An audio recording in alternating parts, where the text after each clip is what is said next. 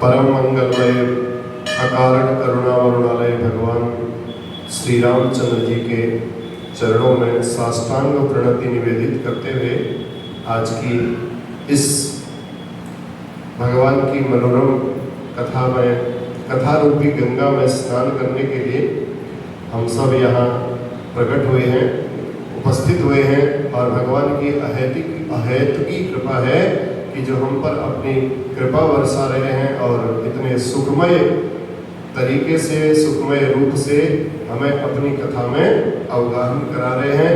तो कल अयोध्या कांड की हमने चर्चा की, बालकांड पूर्ण हो गया था और भगवान राम जी का ब्याह हुआ और राम जी के ब्याह के बाद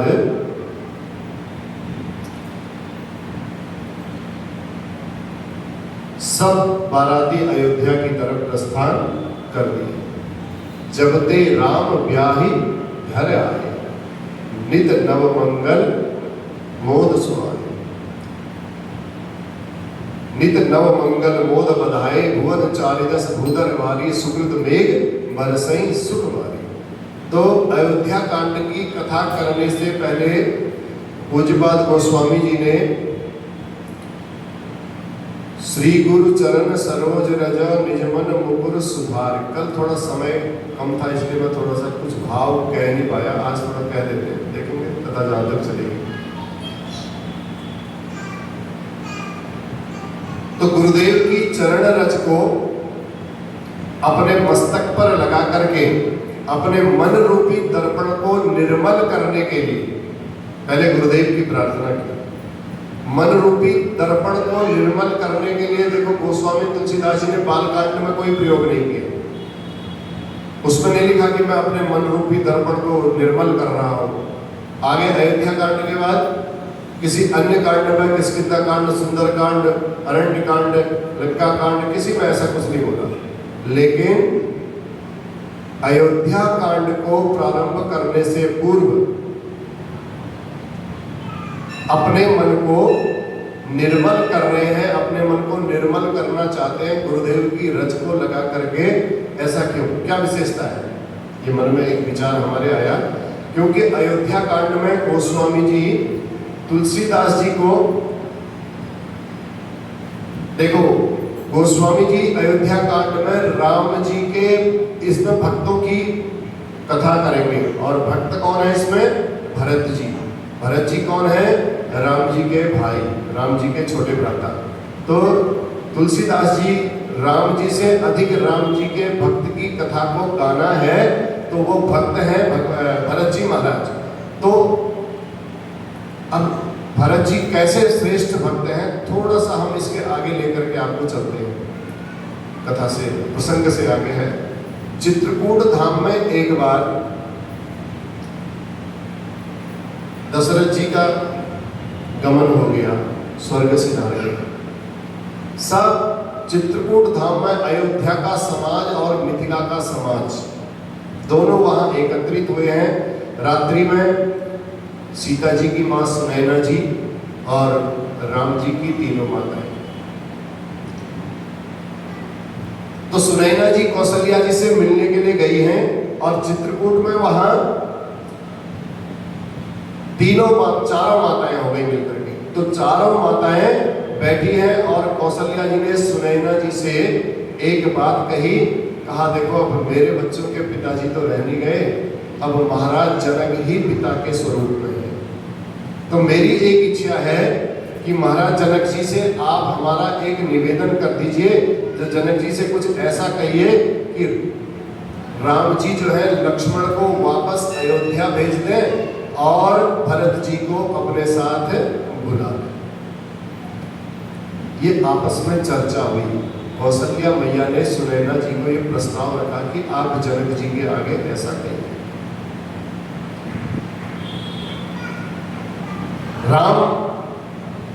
लक्ष्मण जी को वापस अयोध्या विदा कर दिया जाएगा और भरत जी वापस राम जी के साथ आ जाएंगे। तो सुनैना जी ने कहा, आप ऐसा क्यों कह रही हैं दीदी, आप पहले तो हमें ऐसा बताइए। तब कौशल्या मैया बोली, देखो यद्यपि मैंने राम को जन्म दिया है, मैं जानती हूँ, मेरा भाव है मैंने राम को जन्म दिया है, लेकिन मुझे राम की उतनी ज्यादा चिंता नहीं है जितनी मुझे भरत की चिंता है। यदि भरत राम के साथ नहीं रहा तो प्राण का भी त्याग कर देगा, इसमें कोई संशय नहीं है। मैं ये नहीं चाहती हूं कि राम के वियोग में भरत भी अपने प्राणों का त्याग कर दे, इसलिए आप ये प्रस्ताव जनक जी के आगे रखें। मोरे सोच भरत कर भारी, तो भल जतन करब सुविचारी। गूढ़ सने भरत मन माही, रहे नीक कोई लागत नाही। सुनैना जी रात्रि में जनक जी के पास गई। अब जनक जी महाराज लेटे थे, ब्रह्म ज्ञानी थे, अपना ब्रह्म के चिंतन में लगे हुए थे। कौशल्या जी की जो बात हुई थी आपस में सुनैना जी के साथ, कौशल्या जी ने जो बोला था महाराज जनक को बताया, दशरथ जी ने महाराज जनक को सुनैना मैया ने बताया कि कौशल्या अम्बा ने हमको ऐसा ऐसा संदेश भेजा है। जनक जी लेटे थे। जनक जी ने जैसे ही सुना कि भरत वापस राम जी के साथ आ जाए, भरत शब्द सुना तो उठ करके लेटे थे, उठ के बैठ गए। उसके बाद सुनैना से कहने लगे, सुनैना देखो मैं हूँ विदेहराज, मेरा नाम है विदेहराज, और मेरे मन की गति ब्रह्म के चिंतन में है। मैं ब्रह्म का चिंतन करता हूँ। यदि कोई ब्रह्म के ऊपर मेरे से उपाख्यान सुनना चाहे तो मैं घंटों इसके बारे में बोल सकता हूँ। यदि कोई नीति के बारे में मेरे से कुछ सुनना चाहे तो मैं नीति के बारे में भी घंटों बोल सकता हूँ। यदि कोई धर्म के बारे में मुझसे सुनना चाहे तो मैं धर्म के बारे में भी उपाख्यान दे सकता हूँ। लेकिन भरत जी की महिमा को छोड़िए, भरत जी की महिमा की परिछाई का इतना हिस्सा भी मैं उसको छू नहीं सकता हूँ। ऐसी भरत जी की महिमा है। क्या बात कर दी आपने, मैं भरत जी के बारे में कैसे कह सकता हूँ, ऐसे क्या महिमा का वर्णन कर सकता हूँ। इस पूरे ब्रह्मांड में भरत जी की महिमा एक ही व्यक्ति जानता है, ये जनक जी ने बोला। इस पूरे ब्रह्मांड में भरत जी की महिमा एक ही व्यक्ति जानता है, और वो है राम जी महाराज हमारे, जो भरत जी की महिमा को जानते हैं। भरत अमित महिमा सुन रानी, जानहि राम न सकहि बखानी। राम जी जानते तो हैं, लेकिन राम जी की भी इतनी हिम्मत नहीं है कि भरत जी की महिमा को बखान कर सके। एक जानना तो बड़ा सरल विषय है, लेकिन जानने के बाद उस विषय को बखान कर पाना ये थोड़ा सा और क्लिष्ट है।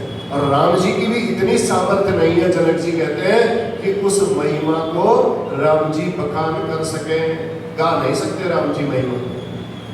अब आप कल्पना करिए, जिस महिमा को राम जी नहीं गा सकते हैं, उन भरत जी की महिमा को तुलसीदास जी इस अयोध्या कांड में गाने जा रहे हैं।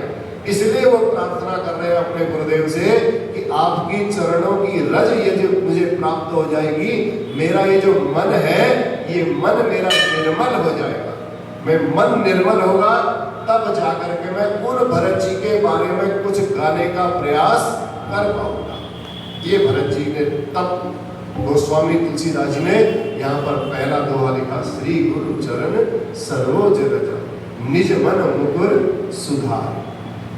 अब कथा प्रारंभ हुई तो जिस दिन भगवान ब्याह करके अयोध्या में आए हैं, तो उस दिन से अवध में नित्य नव मंगल बोध बधाए, नित्य मंगल हो रहा है, बधाइयां गाई जा रही है खूब। और कब हो रहा है? रोज। ऐसे नहीं कि शनिवार इतवार को छुट्टी है तो शनिवार इतवार को ही हो रहा है, ऐसा नहीं, रोज हो रहा है। नित्य नव मंगल बोध बधाए। और 11 वर्षों तक वही उल्लास के साथ, वही हर्ष के साथ भगवान राम जब अयोध्या आए हैं तो 11 वर्ष तक ये उत्सव मनाया गया। ये तो भगवान का वनवास हो गया था, नहीं तो ये कितने सालों तक और चलता है भगवान जाने। तो ये उत्सव नहीं बन रहा है, बल्कि सारा जीवन ही अयोध्या वालों का उत्सव बना हुआ है। भगवान राम के आने की बधाई का उत्सव नहीं चल रहा है, ये अपने जीवन को ही उत्सव बना रखा है।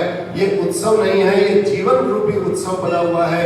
यदि आपने भी, हमने भी अपने जीवन को उत्सव का रूप दे दिया यदि हम भी अपने जीवन को उत्सव का रूप दे दें, आनंद का रूप दे दें, सुख का रूप दे दें, तो आप चाहे यहाँ रहो, चाहे अयोध्या में रहो, चाहे वन में रहो, तो आपका जीवन हमेशा उत्सव से भरा हुआ ही रहेगा। यानी कि जीवन में हमेशा आनंद ही आनंद रहेगा।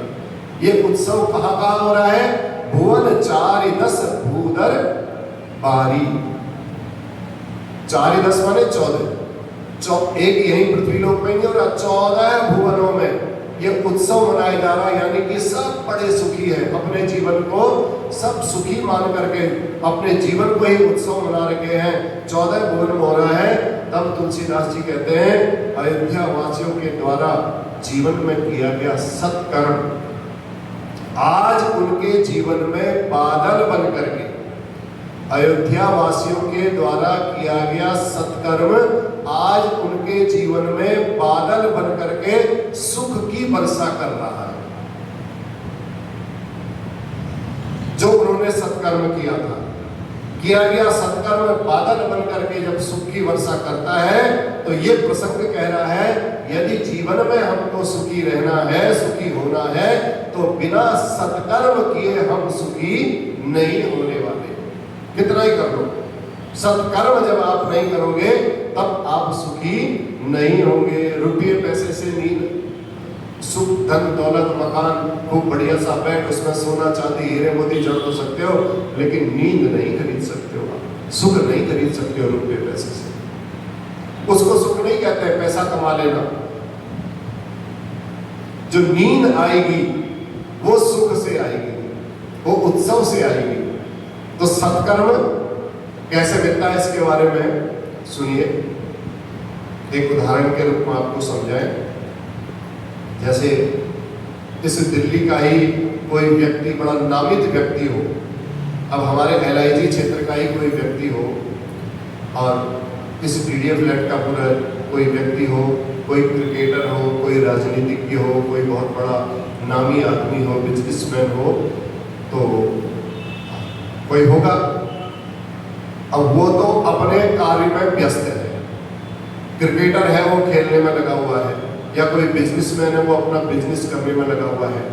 लेकिन इस DDA फ्लैट्स में यदि कोई कार्यक्रम होगा, कोई फंक्शन होगा, कोई रिपब्लिक डे हो, कोई भी किसी का भी फंक्शन होता है, तो उस व्यक्ति के पिता को या माता को बुला करके सम्मानित किया जाता है कि आप आइए और आकर के आज आप हमारे इस कार्यक्रम के मुख्य अतिथि रहेंगे। सत्कर्म की विशेषता, सत्कर्म का स्वरूप बता रहे, दर्शन कैसे होता है सत्कर्म। जैसे ही कोई बड़ा आयोजन होगा, तो उस बड़े आयोजन में जब उसके माता पिता को बुलाया जाएगा, तो माता पिता को मुख्य अतिथि के रूप में जो सम्मान प्राप्त होता है ना, तो बेटे के पुरुषार्थ के कारण जो पिता को प्रसन्नता होती है, अपने पुरुषार्थ के कारण नहीं, बेटे के पुरुषार्थ। नाम बेटे का, बेटा है बहुत बड़ा जाना माना क्रिकेटर है, बहुत बड़ा बिजनेसमैन है, बहुत बड़ा व्यापारी है, बहुत बड़ा अच्छा नौकरी में है, बहुत बड़ा कुछ भी कह लो, अच्छे पद पर बैठा हुआ है, उसके पुरुषार्थ से यदि हमें सम्मान मिलता है, तो ये मुख्य अतिथि के रूप में जो आनंद हमें प्राप्त होगा, ये आनंद, उसका वर्णन दुनिया में कोई नहीं कर सकता। उस आनंद का वर्णन जो हमें वहां पर मुख्य अतिथि बना करके सम्मानित किया जाता है, तो उस समय पिता के एक एक रोम से आशीर्वाद निकलता है, एक एक रोम से अपने बेटे के लिए आशीर्वाद निकलता है। उसी प्रकार इस धरती पर यदि हम सत्कर्म करते हैं,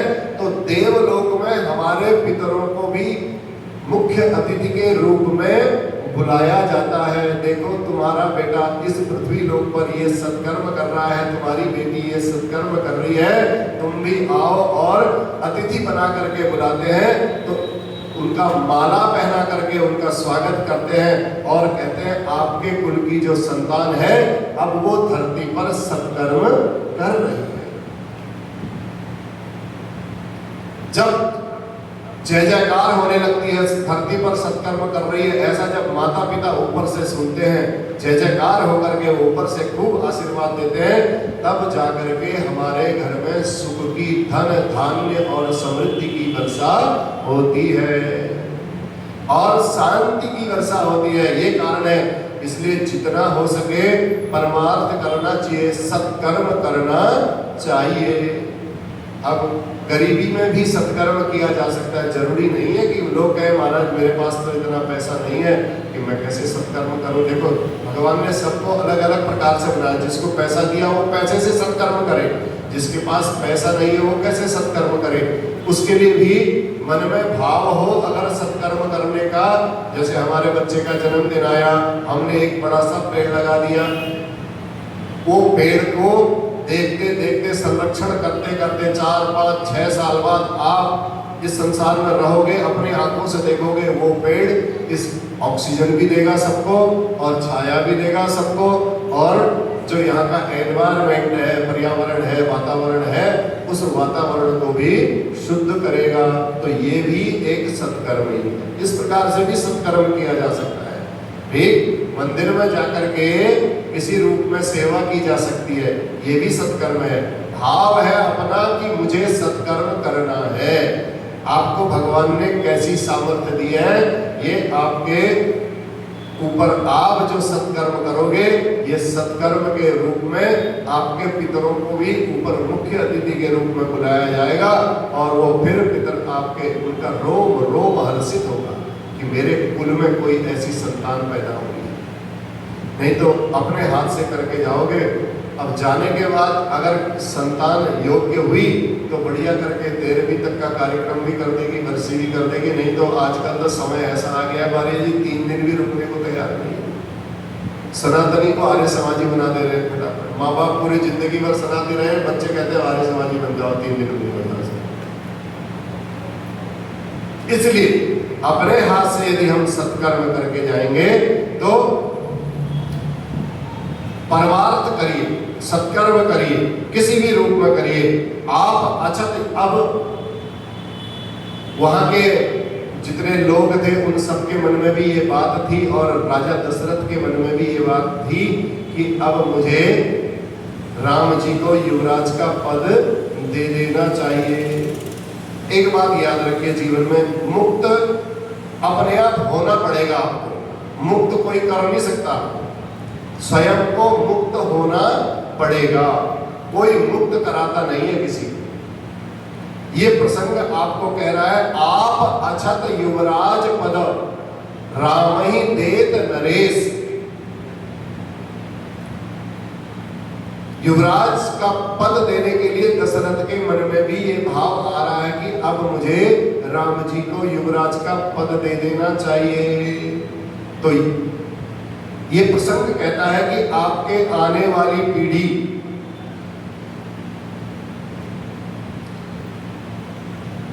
आपके लिए क्या करेगी क्या नहीं करेगी, आप अपने हाथ से ही सब कुछ करके जाओ। तो भगवान दशरथ जी अपने हाथ से ही राम को युवराज के पद पर बैठाना चाहते हैं। अपने हाथों के साथ, आंखों के सामने में अपने हाथों से अगर आप सारी व्यवस्था सुव्यवस्थित करके जाएंगे तो आपका मन भी बड़ा निर्मल रहेगा, सुख शांति रहेगी। आपके जाने के बाद उसी संपत्ति के लिए लड़ाई हो गई तो फिर आपके भी ऊपर जाने के बाद आपकी भी आत्मा कहेगी काश मैंने ऐसा कर दिया होता तो अब अच्छा होता।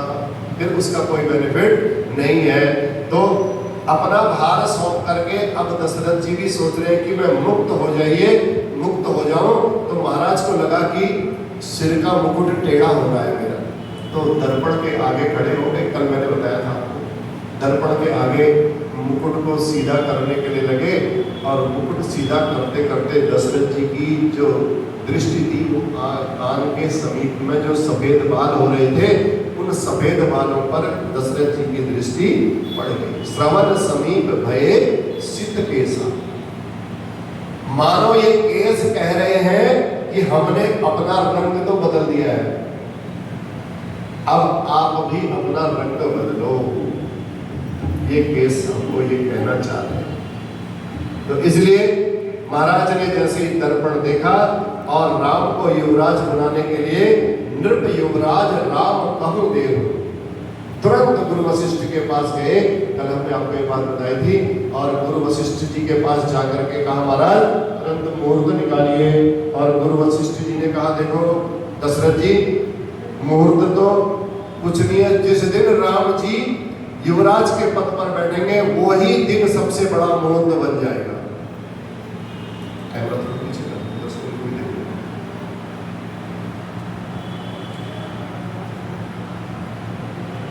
तो भगवान राम की सब प्रेरणा से ये सारा कार्य हुआ और वशिष्ठ जी महाराज ने तुरंत करो। वशिष्ठ जी ने दशरथ जी को बोला कि तुरंत करिए राजन, इसमें विलंब करने की आवश्यकता नहीं है। लेकिन दशरथ जी ने बोला प्रभु आज हम तैयारी कर लेते हैं, कल हम राम जी का राज्याभिषेक करवाएंगे। और कल के लिए छोड़ा, वो कल दशरथ जी के लिए काल बन के खड़ा हो गया, वो कल लौट करके नहीं आया।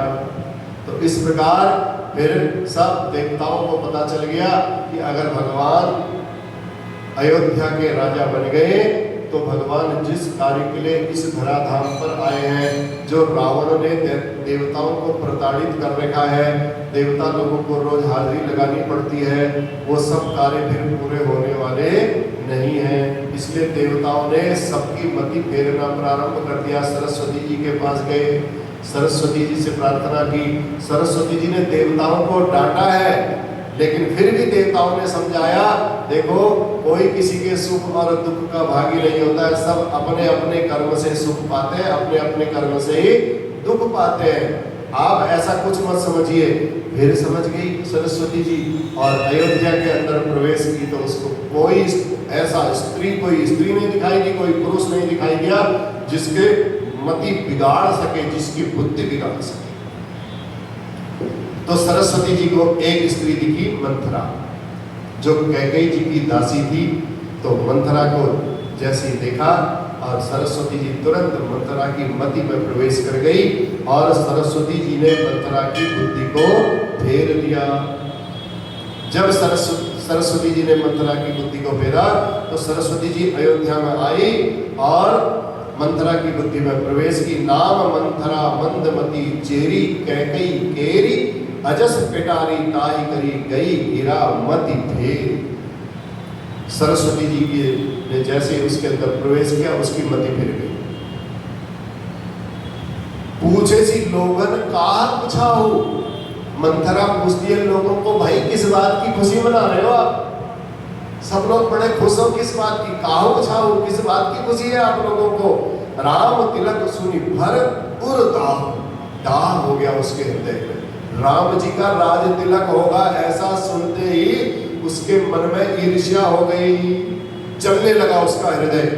कोई कुटिल भिलनी शहद का छत्ता लगा करके देख कर विचार करती है कि उसको किस तरह उखाड़ करके फेंकूं, उसी तरह मंथरा भी सोचने लगी कि ये जो शहद का छत्ता लग गया है, इस छत्ते को मैं कैसे उखाड़ के फेंकूं जिससे यह काम रात ही रात में बिगड़ जाए। कैकेयी और मंथरा का यहाँ पर फिर संवाद हुआ। तो मंथरा तुरंत अपने स्वरूप में आ गई। मंथरा ने रोते हुए बिलखते हुए, चलती तो बड़ी कुबड़ी थी, चलती तो वैसे ही थी, तो रोते रोते आंखों को मलते मलते कैकेयी जी के भवन में चली गई। उदास होकर के भरत की माता कैकेयी के भवन में गई। ऐसा गोस्वामी तुलसीदास जी ने लिखा। कल हमने आपसे निवेदन किया था कि कैकेयी जी भरत जी से ज्यादा प्रेम राम जी से करती थी, अपने पुत्र से ज्यादा प्रेम करती थी।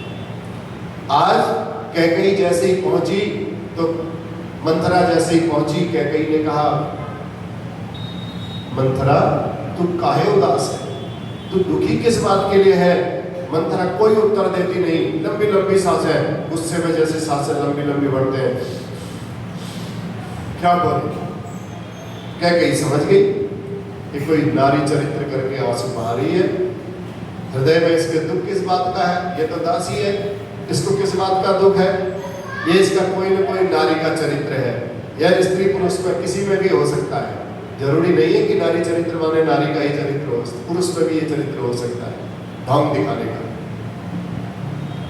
महारानी कैकेयी भयभीत होकर के कहती है, सब कुशल से तो है ना अयोध्या में, मेरे राम कुशल से तो है ना।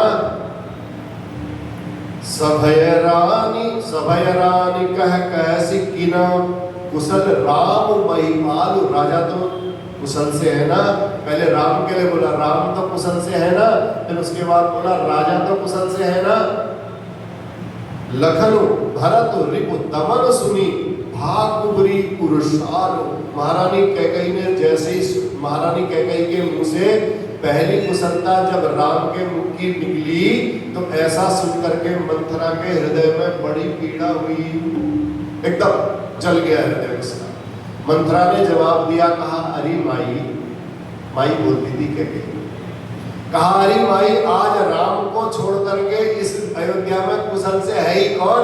एक राम ही तो कुशल से है और कोई कुशल से नहीं है यहाँ। क्या मतलब? कैकेयी ने बोला ऐसे क्यों बोल रही है तू?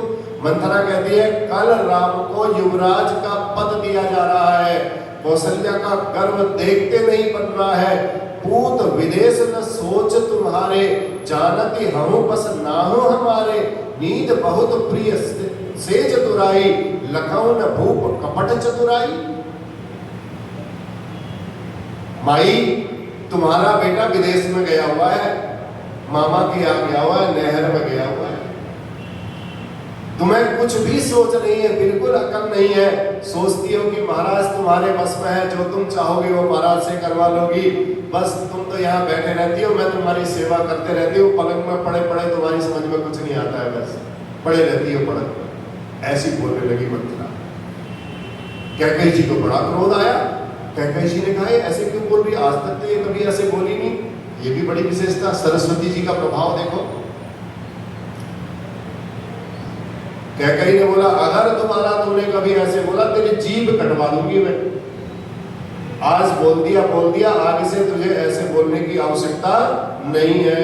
पुनि अस कहब कहसी घर भोरी, उसको घर बोड़ी बोला, घर को फोड़ने वाली। तब धरी जीभ कढ़ावम तोरी, अगर तूने दोबारा अगर ऐसे बात बोली तो तेरी मैं जीभ कटवा दूंगी।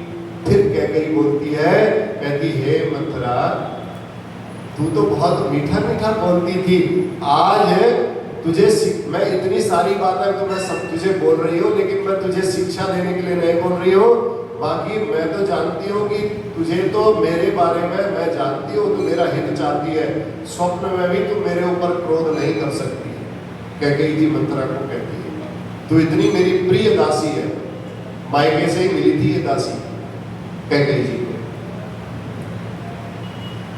हे मंथरा, वही शुभ दिन होगा जिस दिन तेरी कही हुई बात सत्य हो जाएगी। क्या बात बोली थी मंथरा ने?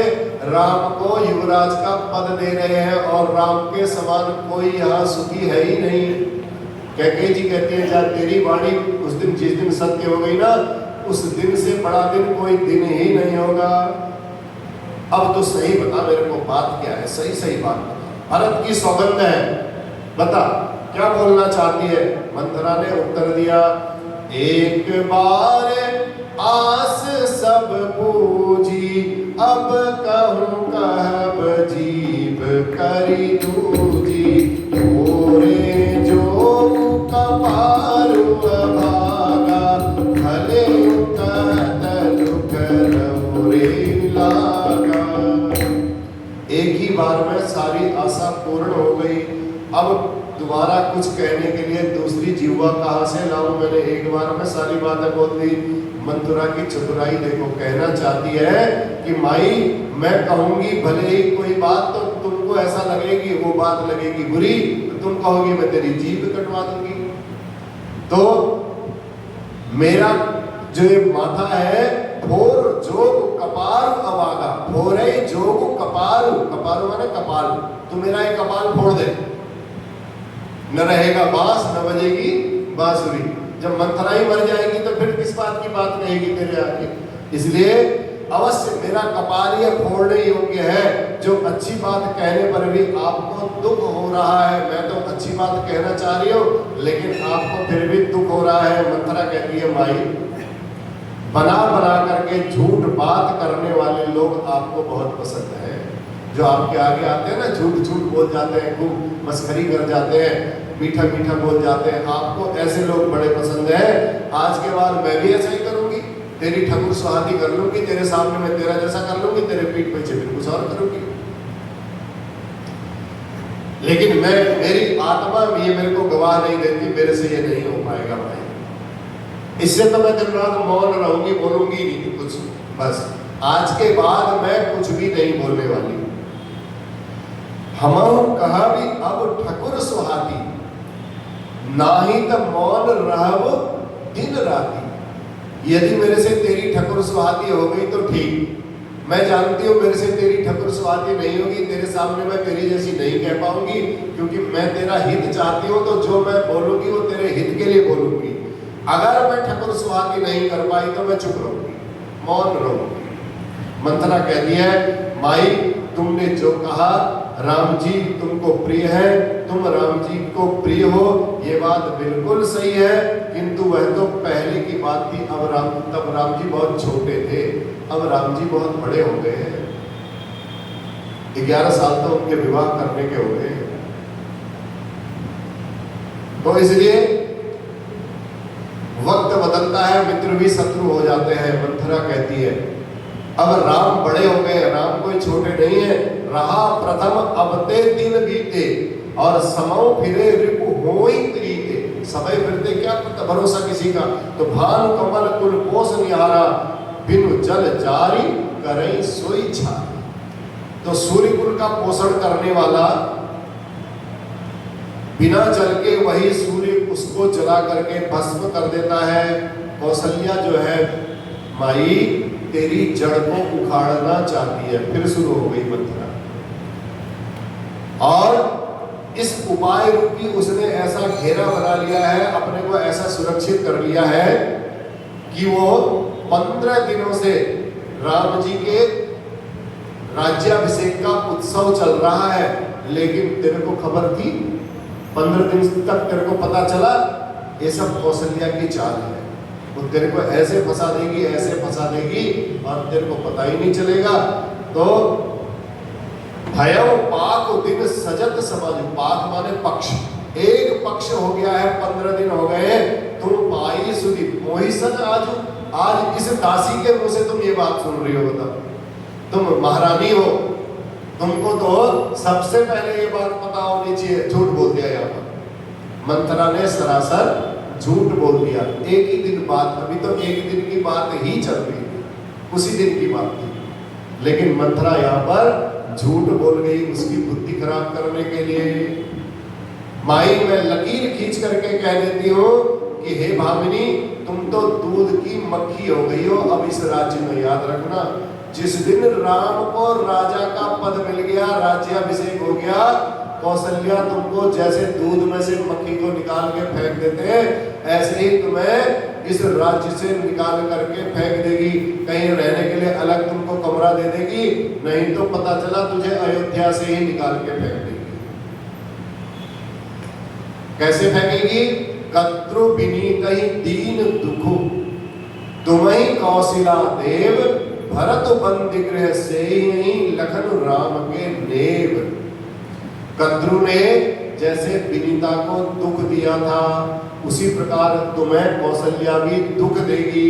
और तेरा जो पुत्र भरत है ना, जैसे ही राम को सरकार सत्ता राम के हाथ में आएगी, तो तेरे भरत को जेल जाना पड़ेगा, ये जेल की हवा खाएगा, और राम राजा बनेंगे। कैकेयी ने मंथरा से ऐसी कड़वी वाणी जब बोली, अब इतना लगातार बार बार बोले जाएगी, तो मंथरा भी जब बोलते रही तो कैकेयी भी सोचने को मजबूर हो गई। कैकेयी ने कहा है, क्रोध के मारे कड़वी वाणी सुनते ही डर करके कैकेयी सूख गई एकदम। ऐसा कैसे हो सकता है? कैकेयी का शरीर केले की तरह कांपने लगा, और जो मंथरा थी उसने जीभ को बिल्कुल दांतों के नीचे दबा लिया कि अब काम हो गया मेरे मुंह से कोई और बात न निकल जाए। मानो उसे भय लगा कि कहीं मैंने इसको इतना डरा दिया, यहीं कैकेयी को हार्ट अटैक हो गया, यहीं कैकेयी गिर गई, तो फिर क्या होगा? फिर तो मेरी जो इच्छा थी वो इच्छा तो पूरी हो ही नहीं पाएगी। तो इसलिए उसने, या मंथरा ने दांत में जीभ क्यों दबाई, या उसे लग रहा है कि कहीं ये सीधे महाराज के पास पहुंच गई तो सब महाराज को बता देगी कि मेरे को मंथरा ने ऐसा बोला, अभी मुझे दंड मिलेगा, सब दूध का दूध पानी का पानी हो जाएगा। महाराज 1 मिनट में समझा देंगे इसको। या कैकेयी ने कहा मैं जीवन भर, मंथरा तूने जो मेरे को बात बताई है, मैं जीवन भर अपने मायके में रह लूंगी, अपने नहर में रह लूंगी, लेकिन जीते जी मैं अपने सौत की सेवा नहीं करूंगी। मंथरा ने कहा अरे माई, नहर में रहे तेरा दुश्मन, तू क्यों जाती है अपने नहर में? तुझे क्या जरूरत है? नैहर में जाने की कोई जरूरत नहीं। जीते जी सौत की सेवा नहीं करनी है, मत कर। मुझे तो जिस दिन से मैंने ऐसा सुना है और ये बात मैंने सुनी है, मंथरा कहती है, तब से मुझे तो भूख भी नहीं लगी, मैंने तो कुछ खाना भी नहीं खाया है, रात में मुझे नींद तक नहीं आती है। मैं तो ज्योतिषियों के पास भी चली गई थी भरत जी की कुंडली लेकर के, और मैंने ज्योतिषियों को दिखाया कि देखो ये मेरे भरत की कुंडली है। तो ज्योतिषियों ने भी मुझे बोला है कि भरत ही राजा बनेंगे। अगर आप बुरा न मानो तो मैं आपको एक उपाय बताऊं। कैकेयी ने कहा परम परम कूप तू बचन पर सकल पूत पति त्यागी, कहसी मोर दुख देखी बड़ा कसन करब हित लागी। हे मंथरा, तेरे वचनों पर मैं अपने पूत और पति को भी त्याग सकती हूँ। आज तू जो कहेगी मैं वही काम करूंगी।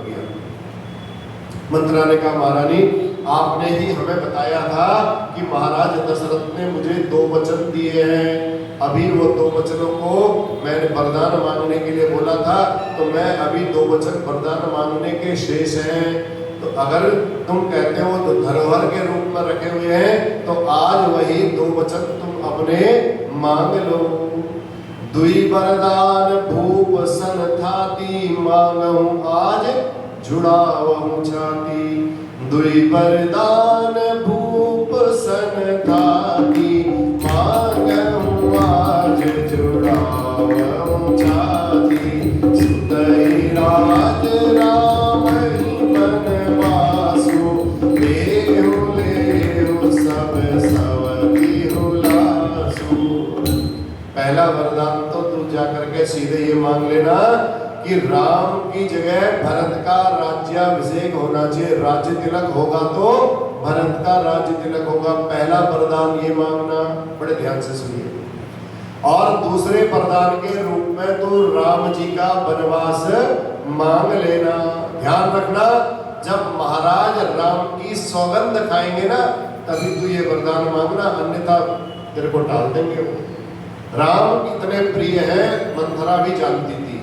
जब राम की सौगंध खा ले तभी वरदान मांगना, जिससे उनका वचन टलने न पाए। ध्यान रखना, महाराज मन के बड़े मलिन हैं और मुंह के बड़े मीठे हैं। मन मलिन मुंह मीठ नृपु, राउर सरल स्वभाव, ऐसे मंथरा ने मति फेर दी की गई। इसलिए उनकी बातों में तो बिल्कुल मत आना। अब कैकेयी पहुंच गई अपने कोप भवन में। पहले जब गुस्सा आता था तो एक अलग भवन बनाया था, जिसको भी गुस्सा आएगा वो उस भवन में जाकर के बैठ जाएगा। राजा जब अपने कार्य से निवृत्त होकर के आएंगे तो उस भवन में जाएंगे और स्वयं पूछेंगे। आज कैकेयी कोप भवन में चली गई। कल राजा राम को राजा बनाना है, राज तिलक करना है, और आज पहले ही कैकेयी कोप भवन में चली गई। जैसे ही कोप भवन में शाम का समय है, कोन कुसंगति पाई नसाई, रहे न नीच मते चतुराई। इसलिए कुसंगति कभी नहीं होनी चाहिए, ध्यान रखिएगा। कुसंगति होगी तो तुम्हारी मति भी वैसी ही होने लग जाएगी। अच्छे लोगों के साथ बैठोगे, ऐसे राम कथा सुनते रहोगे, पर निंदा सुनोगे तो मन मन में कहीं न कहीं फिर वो बात बैठने लग जाती है। इसलिए कैकेयी जी जब गोप भवन में गई है तो शाम का समय है। महाराज बड़े आनंद के साथ कैकेयी के भवन में प्रवेश करते हैं। दशरथ जी सबसे ज्यादा प्रेम भी कैकेयी से ही करते हैं। बाकी रानियों को महाराज बाकी रानियों के लिए महाराज ने दासियों से सूचना भी दिलवा दी, लेकिन कैकेयी के पास स्वयं इस बात को बताने के लिए दशरथ जी जा रहे हैं। देखो, अपने मुंह से राम जी के राज तिलक का समाचार देना चाहते हैं। गोप भवन का नाम सुनते ही महाराज जी को बड़ा संकोच हो गया, दशरथ जी को, कि ये क्या हुआ भैया। उनके भी भय के मारे हाथ पांव कांपने लगे। ये क्या हुआ? सब ठीक ठाक था, कल सवेरे ऐसा कार्यक्रम होना है और उससे पहले ही ऐसा हो गया। दशरथ जी महाराज को इतना कष्ट हो रहा है। कोप भवन सुनि सकुचेउ राहु, भय बस अगहुड़ परई न पाऊ। अगहुड़ माने आगे की तरफ उनके पांव पड़ ही नहीं रहे, अब जा ही नहीं पा रहे, वो बढ़ ही नहीं पा रहे। आज महाराज दशरथ को कष्ट इसलिए हो रहा है क्योंकि कल राम को युवराज का पद देना है और आज महारानी कोप भवन में दिखाई दे रही है। दशरथ जी ने आकर के जैसे कैसे आए कोप भवन में, और आकर के कैकेयी जी ने मोटे मोटे कपड़े पहन रखे थे, गुस्से में बैठी थी, तमतमाई थी, अपने जितने श्रृंगार के आभूषण थे सब उतार करके एक तरफ फेंक रखे थे, रखे नहीं थे, फेंके हुए थे, ताकि दूर से ही ऐसा दृश्य दिख जाए कि मैं बहुत गुस्से में हूं। दशरथ जी कैकेयी जी के पास आए और कैकेयी जी को समझाने लगे। अनहित तोर प्रिया के कीन्हा, के दुई सिर के जमु चहलीना। अनहित तोर प्रिया के कीन्हा, के दुई सिर के जमु चहलीना। कहूँ के रंग कई करो नरेशु, कहूँ के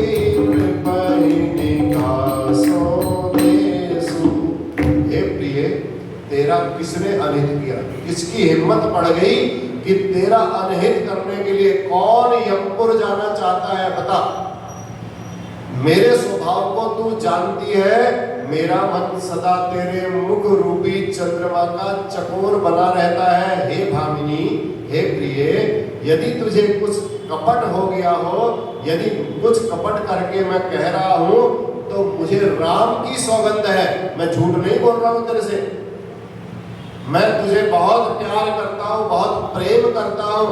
यदि मेरे से कोई गलती हो गई है तो मैं तुझे राम की सौगंध खा करके कहता हूँ कैकेयी कि तेरे मन में किस बात का क्रोध है, तू मुझे सच सच बता दे और मैं राम की सौगंध खाता हूँ।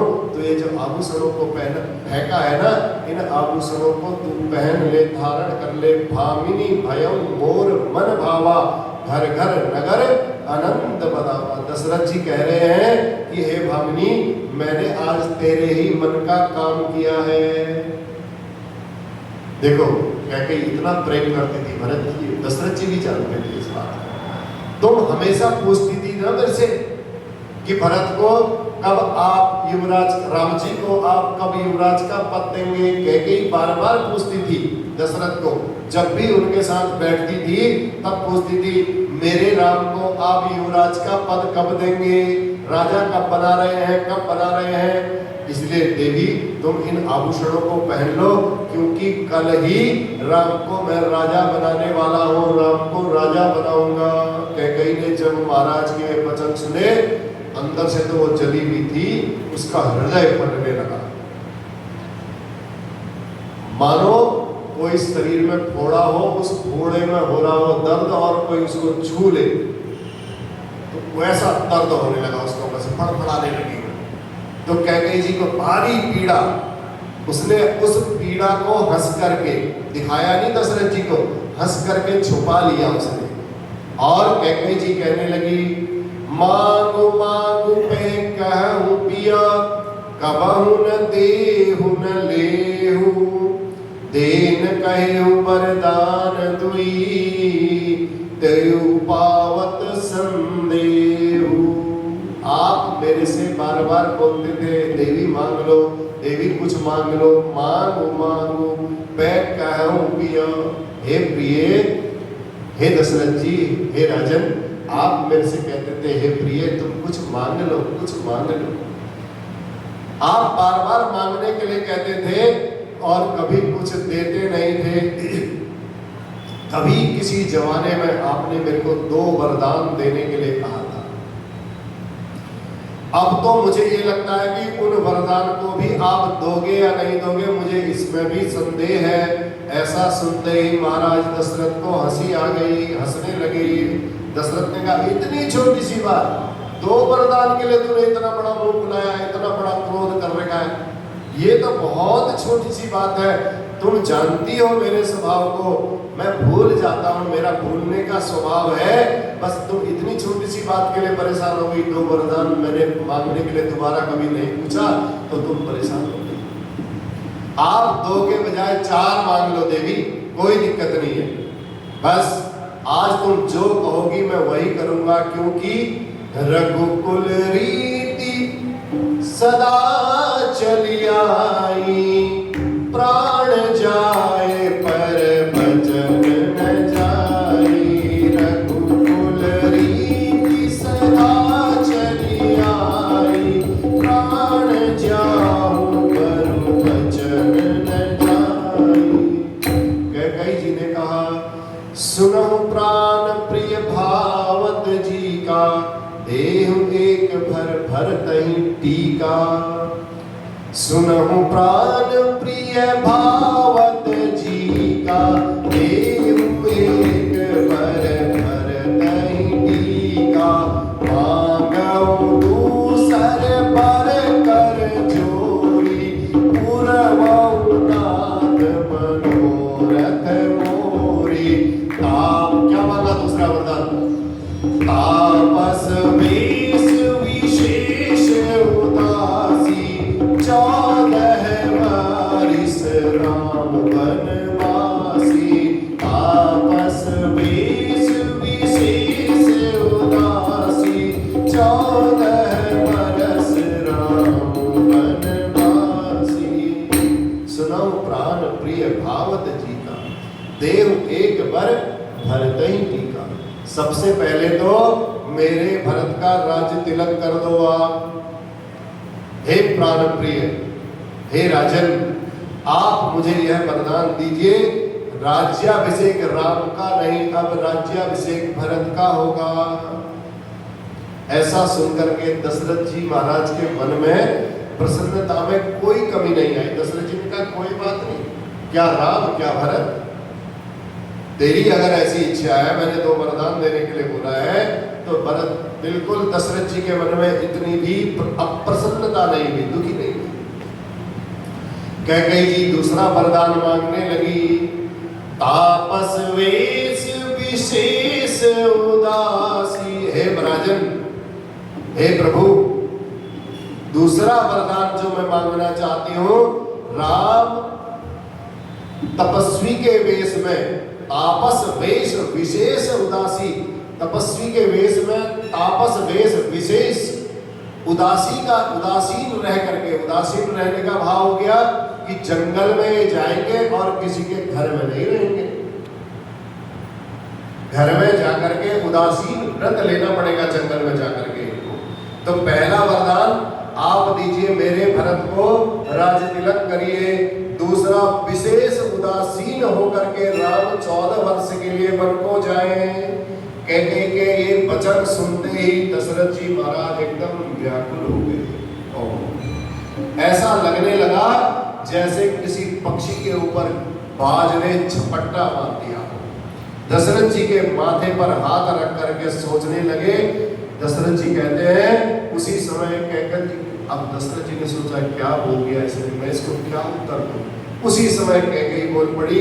कैकेयी कहती है भरत आपका पुत्र नहीं है महाराज, भरत भी आपके ही पुत्र हैं, या मुझे आप खरीद करके मोल करके लाए थे। जो मेरे वचन आज आपको बाणों की तरह लग रहे हैं, आपने गाल पर हाथ रख लिया, आप सोचने को मजबूर हो गए हैं। दशरथ जी ने अपने आप को संभाला और कैकेयी जी से कहती है, मोरे भरत राम तुई आखी, मोरे भरत राम तुई आखी, सत्य कहूं करी शंकर साखी। शंकर जी साक्षी है देवी, भरत और राम मेरी दोनों आंखें हैं। क्या मेरी एक आंख को कष्ट हो जाए, मैं सोचूंगा कभी ऐसा? मेरी इस आंख को ज्यादा मिले, इस आंख को कम मिले, मैं ऐसा कभी सोच सकता हूँ? ये आंख मेरी ज्यादा देखे, ये आंख मेरी कम देखे, मैं ऐसा कभी सोच सकता हूँ? शंकर जी साक्षी है देवी, ये दोनों मेरी आंखें हैं, मैं अपनी आंख के लिए ज्यादा और कम कैसे सोच सकता हूँ? हे कैकेयी, भेदभाव तो मैं कर ही नहीं सकता हूँ। कल प्रातः ही मैं दूत को भेजूंगा और दूत भरत जी को वहां से बुला करके, ननिहाल से बुला करके लाएंगे और कुछ ही दिनों में मैं भरत को राजा बना दूंगा।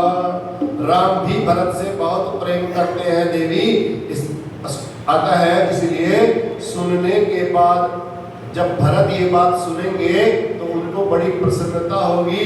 किंतु हे देवी, मैं राम की सैकड़ों सैकड़ों सौगंध कसम खा करके कहता हूं कि राम, माता ने मुझसे कुछ नहीं कहा, तुम्हारे मन में अगर ये कोई गलत बात है, मुझे तो बस एक ही बात का असमंजस है कि तूने जो दूसरा वरदान मांगा ये क्यों मांगा, बस। मेरा और कोई भाव नहीं है। जिसका स्वभाव शत्रु के भी अनुकूल है, राम जी का ऐसा स्वभाव है, कोई शत्रु भी सामने आता है तो वो भी राम जी को प्रणाम करता है। वो तो शत्रु के लिए भी अनुकूल है, प्रतिकूल नहीं है। कैसे है शत्रु के लिए? मोरे भरत राम दुई आखी, दशरथ जी ने बोला सत्य कहूं करि शंकर साखी। शंकर जी साक्षी है, मेरी ये दोनों आंखें हैं, राम जी और भरत जी। और भगवान राम का स्वभाव इतना सुंदर है, शत्रु भी सोचते हैं कि शत्रु मिले तो मुझे राम जी जैसा शत्रु मिले। जब राम और रावण का युद्ध हो रहा था, बड़े ध्यान से सुनिए, राम और रावण का जब युद्ध हो रहा था, बाण चलते थे, राम जी को भी बाण लगते थे और रावण को भी बाण लगते थे। तो रावण, जब राम युद्ध हो रहा था, राम जी बाण चलाते तो रावण को घाव हो जाता, और रावण बाण चलाता तो राम जी को घाव हो जाता था। एक दिन मंदोदरी रावण के घाव पर ऐसे मरहम पट्टी कर रही थी, रोज युद्ध हो जाता था, मरहम पट्टी लगा रही थी। तो मंदोदरी ने दुनिया को रुलाने वाला जो रावण था, आज रावण को रोते हुए देखा। रावण से पूछ लिया मंदोदरी ने, कहा महाराज आपको आज से पहले मैंने कभी रोते हुए नहीं देखा, आप क्यों रोए? क्या आपके इन घावों पर ज्यादा दर्द हो रहा है? तब रावण कहता, अरे मंदोदरी, दर्द की वजह से मैं नहीं रो रहा। मंदोदरी, ये वीरों को शोभा नहीं देता है, घाव लग जाए और रोना उसको आ जाए। ये मैं आप रावण कहता है मंदोदरी, मैं राम के उस स्वभाव को याद करके रो रहा हूँ। जानती हो, जब हम राम दोनों जब साथ में युद्ध करते हैं तो तीक्ष्ण बाणों से जब मेरे अस्त्र शस्त्र सब कट जाते थे, रावण कहता है, राम जी सारे मेरे अस्त्र शस्त्र काट देते थे, रथ सारथी सब समाप्त हो जाते थे, और मैं बिल्कुल जब निहत्ता हो जाता था, तब बिल्कुल राम जी मेरे पास आकर के बड़ी मधुर वाणी में, कोमल वाणी में कहते थे कि हे दशानन, अब आप घर जाओ, कल पुनः फिर तैयार होकर के आना। इतने शत्रु होने के बावजूद भी मेरे से इतना मीठा बोलते थे। मंदोदरी, मैं धन्य हो गया, मुझे राम जैसा शत्रु मिला। मैं भोलेनाथ से प्रार्थना करूंगा, जब भी मुझे शत्रु मिले तो राम ही मेरे शत्रु बन करके आए।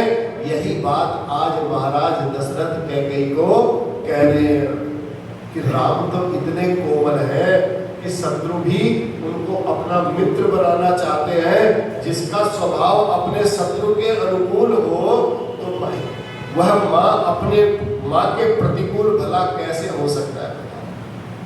तो तुम्हारे प्रतिकूल कैसे हो जाएगा?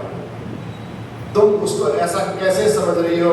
दशरथ कहते, हे प्रिय, मैं फिर सत्य कहता हूँ, मछली चाहे पानी के बिना जीवित रह जाए, हो सकता है पानी के बिना मछली जीवित रह जाए, हो सकता है सांप मणि के बिना जीवित रह जाए, लेकिन ये दशरथ, मैं अपना स्वभाव कहता हूँ, मेरा जीवन राम के बिना संभव नहीं है। जिए मीन, मीन माने मछली, जिए मीन बरुबारी दीना, मणि बिनु मणि जिए दुख दीना, कहूँ स्वभाव न चलो मन माही, जीवन मोर राम बिनु नाही। मेरा जीवन राम के बिना नहीं है। राजा के कोमल वचन सुन करके दुर्बुद्धि कैकेयी और ज्यादा जल गई, उसको और जलन हो गई, मानो अग्नि में उसने घी की आहुतियां पड़ रही हो। कैकेयी इन बातों को सुन रही है, दशरथ जी जैसे ही समझा रहे हैं उसको लग रहा है कि और जला रहे हैं। कैकेयी जी को मंथरा के वचन याद आ गए। तुरंत मंथरा ने कहा था, महाराज मन के बड़े मलिन हैं, मन के गंदे हैं और उनके बड़े मीठे हैं। तुरंत कैकेयी जी बोल पड़ी। कैकेयी कहती है, कई करो कि न कोटि उपाया, इहान लागी राउरी माया। यदि प्रातः काल होते ही महाराज राम वन को नहीं गए तो मेरी भी बात सुन लो, मैं भी इसी अयोध्या में आत्महत्या कर लूं। मैंने जो वरदान मांगा है वो वरदान दीजिए, वह वर दीजिए, नहीं तो अपयश का भागी बनिए। मुझे बहुत ज्यादा अब आपके प्रपंच वाली बातें अच्छी नहीं लग रही है। कैकेयी जी के वचनों को सुनकर के दशरथ जी ने फिर कैकेयी को बहुत समझाया। जब नहीं मानी तो दशरथ जी महाराज उसके चरणों में गिर गए, चरण पकड़ करके कैकेयी के चरणों में उससे विनती करने लगे, हाथ जोड़ करके उसके चरण पकड़ करके, गही पद विनय कीन बैठारी, और जन दिनकर कुल होसी कुठारी। हे कैकेयी, तू सूर्य वंश रूपी वृक्ष के लिए कुल्हाड़ी बन करके क्यों आ रही है? इस सूर्य वंश को तू कुल्हाड़ी बन करके मत काट। हे कैकेयी, यदि तुझे मेरा मस्तक चाहिए ना, तो मेरे मस्तक को काट दे, अभी मैं तैयार हूँ, लेकिन राम के विरह में मुझे मत तड़पा। मैं राम के विरह में नहीं मरना चाहता हूँ, मुझे राम के विरह में मत मार। जन दिनकर कुल होसी कुठारी। तो ये सूर्य वंश के लिए कुल्हाड़ी बन करके क्यों आ गई? दशरथ जी ने बहुत प्रकार से, कहने का भाव करोड़ों प्रकार से समझाया। कैकेयी जी की समझ में एक भी बात नहीं आई। तब दशरथ जी के मुंह से अभिशाप निकल गया। सुबस बसी फिर अवध सुहाई, सब गुण धाम राम प्रभुताई, तोर कलंक मोर पछताऊ, हुए उन दीन जाई गाऊ। कैकेयी, तेरी उजाड़ी हुई अयोध्या एक दिन फिर बसेगी। तू क्या समझती है? तू इस अयोध्या को उजाड़ने में लगी है। तेरी उजाड़ी हुई अयोध्या एक दिन फिर बसेगी। सुबह से बसी फिर अवध सुहाई, और सब गुण धाम राम प्रभुताई। राम फिर राजा बनेंगे इस अवध के, सभी भाई राम की सेवा भी करेंगे। किंतु तेरा ये कलंक और मेरा पछतावा मरने के बाद भी मिटने वाला नहीं है। जो कलंक तेरे ऊपर लग गया ये नहीं मिटेगा, और मेरा जो पछतावा रहेगा ये भी मिटने वाला नहीं है। दशरथ जी महाराज सारी रात विलाप करते रहे, रोते रहे। दशरथ जी महाराज सूर्य भगवान से प्रार्थना करते हैं, हे सूर्यदेव, आप उदय मत होइएगा, आप उदित मत होइएगा।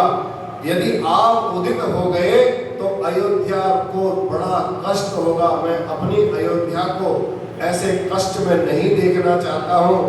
उदौ करौ जनि रवि रघुकुल गुर, अवध बिलो की सूल होई पुर। अवधवासियों के हृदय में जो कांटा चुभ जाएगा ना, उसको मैं नहीं देखना चाहता हूँ। सारी रात दशरथ जी महाराज विलाप करते रहे। प्रातः काल समय तो किसी का इंतजार नहीं करता है, समय अपने हिसाब से चला। प्रातः काल हुआ तो राज द्वार पर पीड़ा, वेणु, शंख, ये सब की ध्वनियां बजने लगी। अब ये बात कैकेयी और दशरथ के अलावा किसी को पता नहीं है कि बाहर क्या हो रहा है और अंदर क्या हो रहा है। बाहर वालों को तो खुशियां प्रतीत हो रही है कि अब सुबेरे हो गई है, तो सब तैयारी में लग गए। पीड़ा, वेणु, शंख ध्वनि होने लगी। उस रात दशरथ जी की पूरी रात, दशरथ जी की पूरी रात जगती रही और अयोध्या वासी भी जितने थे वो सारी अयोध्या जागती रही। बस अंतर यही था, अवधवासी जाग रहे थे इसलिए कि कल राम का राज्याभिषेक होगा, राज तिलक होगा, और दशरथ जी जागते रहे कि कल मेरा राम 14 वर्ष के लिए वनवास चला जाएगा। बस दोनों के जागने में यही अंतर था। पहले पहर भूप नित जागा, आज हमई बड़ अचरज लागा। महाराज तो नित्य ब्रह्म मुहूर्त में उठ जाते थे, आज रात भर जगने के कारण सवेरे उठने में विलंब हो गया, लेट हो गया। सारी प्रजा कह रही है, सारे नगरवासी कह रहे हैं कि महाराज क्यों नहीं उठे, महाराज क्यों नहीं उठे। और जाहु सुमंत्र जगावहु जाई, कीजिए काज रजायस उपाय। हे सुमंत्र जी आप जाइए, महामंत्री थे सुमंत्र जी, कहा आप जाइए राजा के पास, उनको जगाइए ताकि उनसे आज्ञा लेकर के हम राम की राज्याभिषेक की तैयारी करना प्रारंभ कर सके। सुमंत्र जी महल के भीतर जाते हैं। उनको ऐसा लगता है जैसे महल काटने के लिए दौड़ रहा है। सुमंत्र जी ने जैसे ही महल का दरवाजा खोला और देखा, राजा सोच से व्याकुल ऐसे धरती पर पड़े थे जैसे कोई कमल को जड़ से उखाड़ करके मुरझाया हुआ कमल जमीन पर गिरा हुआ रहता है, उसकी डंडी सही। सुमंत्र जी के आने पर कैकेयी ने उत्तर दिया।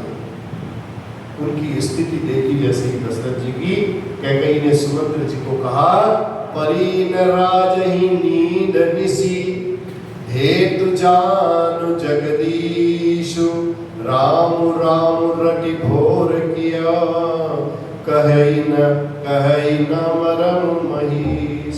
ये सारी रात सुमंत्र जी को कैकेयी कहती है कि सारी रात राम राम राम राम राम राम रटने के कारण ये कुछ बताते ही नहीं, ये तो कुछ बोलते ही नहीं है। अब सुमंत्र जी को क्या पता इन दोनों की पति पत्नी के बीच में क्या बात हुई। इसलिए तुम राम को बुलाओ, राम को बुला करके लाओ। सुमंत्र जी दौड़ करके बाहर आए हैं और दौड़ते हुए पूरी प्रजा हाय हाय करने लगी। जब सुमंत्र जी ने सबको बताया कि राम जी को बुलाया है और राम जी वहां पहुंच रहे हैं, तो सुमंत्र जी ने सबको शांत किया कि भाई ऐसी क्या बात होगी जो राम जी को बुलाया गया। गए जहां दिनकर कुल टीका, सुमंत्र जी अब राम जी के पास गए हैं जैसे ही संदेश देने के लिए, तो राम जी को देखते ही रह गए सुमंत्र जी। राम जी ने पूछा, हे तात, तात करके बुलाते थे, सुमंत्र जी भी पिता के समान थे। तो कहा, हे तात क्या बात है, आप मुझे ऐसे निहार रहे हो, एक टक देखे हुए हो। तो सुमंत्र जी ने कहा, राम पता नहीं आज के बाद ये मुखमंडल कब निहारने को मुझे मिलेगा, कब देखने को मुझे मिलेगा, इसलिए आज मैं जी भर के इस बात को देख ले रहा हूँ, इस रूप को देख ले रहा हूँ। सुमंत्र जी ने कहा, हे तात आपको आपके पिताजी ने याद किया है। जैसे ही भगवान राम ने आज्ञा सुनी और भगवान वैसे ही दौड़े। भगवान ने आज पीताम्बर भी धारण नहीं किया। पूर्ववासियों ने जब राम जी को ऐसे दौड़ते हुए जाते देखा तो समस्त पूर्ववासी जहां तहां उनको विषाद हो गया, दुख होने लगा। भगवान राम ने जाकर के देखा पिताजी अत्यंत मूर्छित अवस्था में पड़े हुए हैं, तो राम जी ने आज तक तो दुख देखा ही नहीं था। दुख क्या होता है उनको तो कुछ पता ही नहीं था, न दुख देखा था न दुख के बारे में सुना था। फिर भी भगवान ने धीरज रख करके, अपने हृदय में बहुत धैर्य रख करके अपनी माँ से पूछने लगे, मोहि कहु मात तात दुख कारण, करिय जतन जेहि होई निवारण। हे मैया, मेरे पिताजी दुखी क्यों है, इसका आप मुझे कोई कारण बताइए। करिय जतन जेहि होई निवारण, जिससे हम उपाय करके पिताजी के इस दुख को दूर कर सकें। देखो भगवान श्री राम के जीवन में कितना धैर्य है। पिताजी मूर्छित पड़े हैं और माता से कितने प्यार से कह रहे हैं, माँ क्यों मूर्छित पड़े हैं, मुझे बताओ, इनके दुख को दूर करने का हम कोई उपाय करते हैं। पहली बार जीवन में दुख आया और भगवान का इतना बड़ा धैर्य बना है, इसलिए धीरज धर्म मित्र अरु नारी, आपत काल परखिए चारी। ये धीरज, धर्म, मित्र और स्त्री, इनको आपत्ति काल में परखना चाहिए। तो यही आज की कथा को हम विराम देते हैं। कल हम बताएंगे भगवान के ये चारों चीज भगवान के साथ कैसे घटित होती है, और इसके बाद दशरथ जी की क्या स्थिति हुई, राम जी की क्या स्थिति हुई, और ये सारी चर्चाएं हम कल आपको सुनाएंगे। और ठीक समय पर आओ, सारा शुरू से सुनोगे तो बड़ा आनंद आएगा। बीच बीच में फिर आधा प्रसंग रह जाता है, फिर भी आप इस बात को हमारे YouTube चैनल पर भी सुन सकते हो। बोलो सियावर रामचंद्र भगवान की, राजा रामचंद्र महाराज की जय, पवन सुत हनुमान की।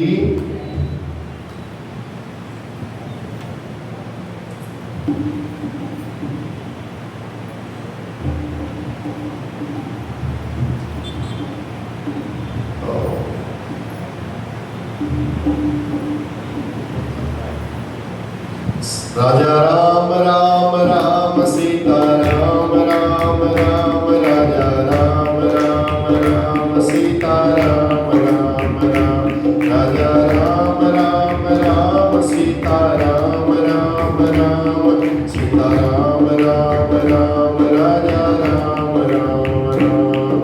मेरा पल पल बीता जाए, मुख से जप ले नमः शिवाय। मेरा पल पल बीता जाए, मुख से जप ले नमः शिवाय। ओम नमः शिवाय, ओम नमः शिवाय, ओम नमः शिवाय, ओम नमः शिवाय। शिव शिव तुम हृदय से बोलो, शिव शिव तुम हृदय से बोलो, पर मंदिर का पर्दा खोलो, पर मंदिर का